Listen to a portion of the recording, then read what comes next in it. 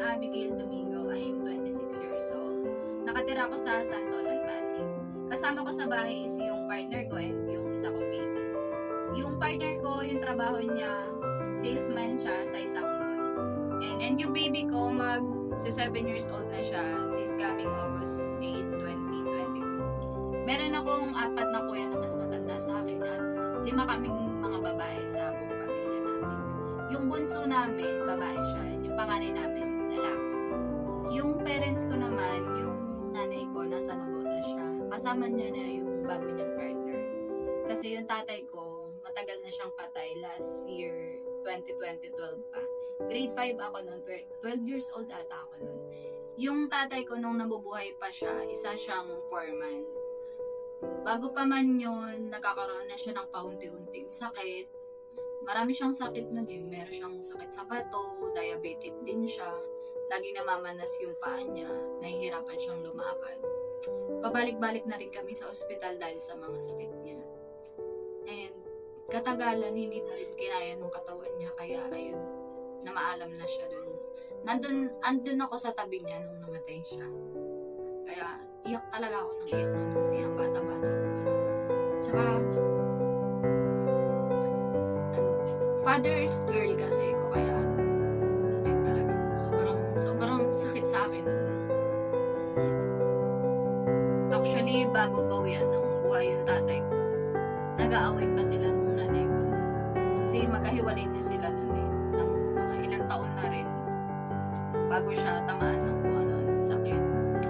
Napakahirap kasi lumaki akong halos siya yung kasama ko. Kasi nga magkahiwalay na sila ng nanay ko ng ilang taon din. Parang siya lagi yung nasa tabi ko. Kaya nung nawala siya, parang may kulang talaga. Kaya sobrang nahirapan ako noon. Ilang araw din ako hindi makapasok kasi na-miss ko siya. Ayun. And eventually, habang tumatagal yung panahon, parang natanggap ko lang din na wala na siya. And andyan pa rin naman yung nanay ko at yung mga kapatid ko. Kaya tuloy ang buhay. Nung gumraduate ako ng high school, gusto ko talagang mag-college noon. So nag-try ako mag-college, pero hanggang first year and first sem lang ako kasi wala namang work yung nanay ko. So parang nag-working student ako noon, sa center namin. Nag-part-time ako noon sa center namin, sa barangay namin, sa Tansa, Navotas City. Para may pangbayad ako sa tuition ko. Pero hindi rin kinaya kasi masyadong malaki yung bayad sa tuition ko. Kaya nag-stop na ako. So doon ako nag-start na mag-work sa mall bilang first job ko. Nung nagtatrabaho ko sa mall, doon ko rin nakilala yung partner ko ngayon. Doon nagsimula yung story namin din. Doon din kami nagkaroon ng isang team.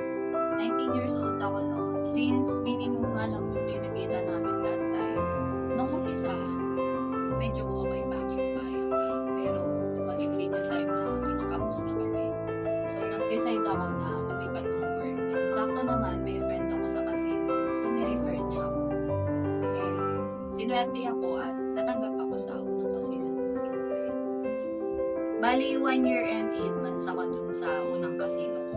Nagsara kasi siya nung pandemic, kaya na-retrench kami. Tapos nung na-retrench kami sa dati namin casino, nagkaroon ako ng ilang months para magpahinga noon. And nag-apply ulit ako agad sa ibang casino. Then doon ako natanggap sa pangalawa kong casino. 1 year and 10 months din ako dun sa pangalawa kong casino. Nag-resign ako kasi walang magbabantay ng anak ko. Bali, 10 months akong pahinga noon habang nag-aalaga sa anak ko. Then, nung may mag-aalaga na sa anak ko, nag-decide na ulit ako na mag-apply ulit sa casino. Dahil hindi na rin kasya yung kinikita ng asawa ko na minimum wage na.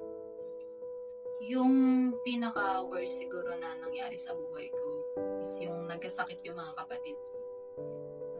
August last year, 2023, na-stroke yung digo ko. Siya yung pangatlo sa aming magkakapatid.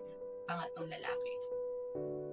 So, medyo mababa lang din yung kita nila. Minimum wage lang din.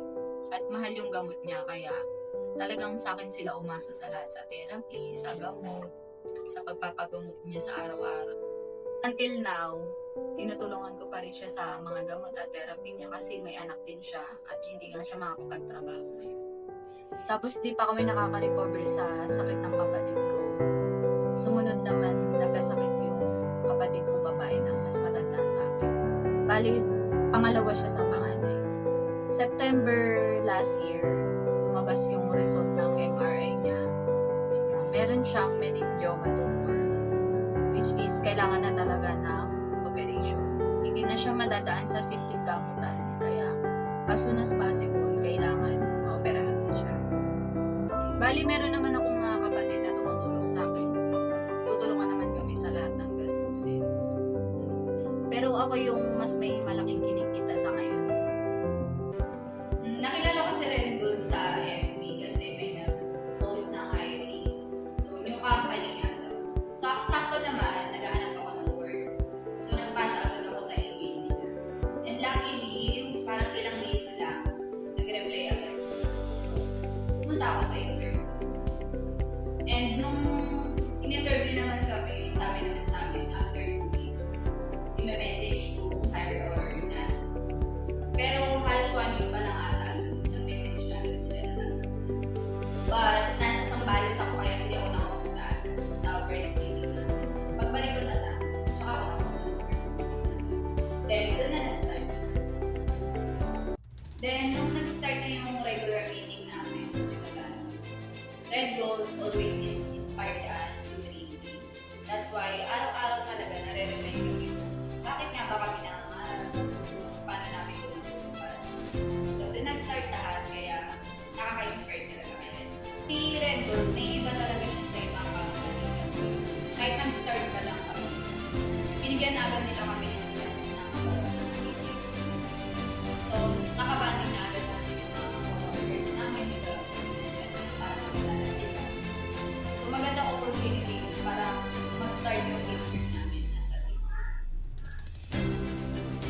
Si Red Bull, since nag-start pa lang siya, as one of their pioneers, talagang hinihingi nila yung suggestions namin, opinions namin, para kung ano talaga yung gusto namin.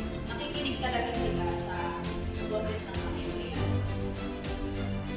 And kay Red Bull, lagi kami may chance na makausap yung gusto namin. Si Chairman, lagi niya kami nire-review. Mangarap kami ng malaki, kami na makausap yung mga specific na pangarap. So, sobrang thankful namin kasi meron kami tools na approachable and super nice. After that, si Chairman, may pinagawa siya sa akin. First time ko lang kung alam kasi sabi niya, itigit namin sa wall natin para sa grade ng mga team namin. Like, yung mga gusto namin, i-grade gusto namin. That's why, mas nakaka-inspired kasi lagi ko nakikita sa buhay. Mga dreams ko kaya, lagi ka maririnig.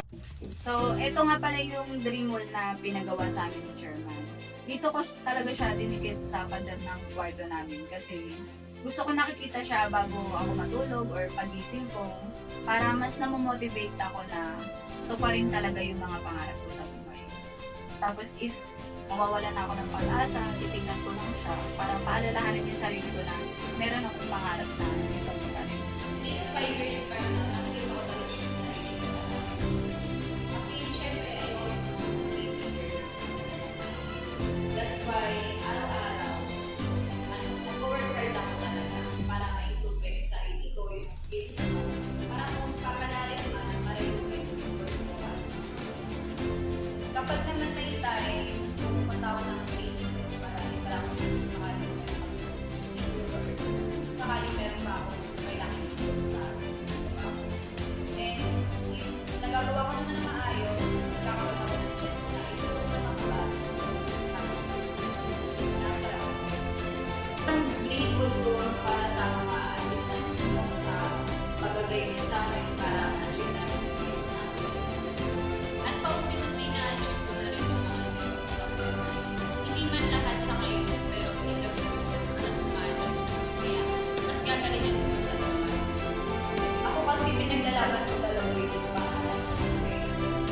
sana ituro sa akin ng Redwood.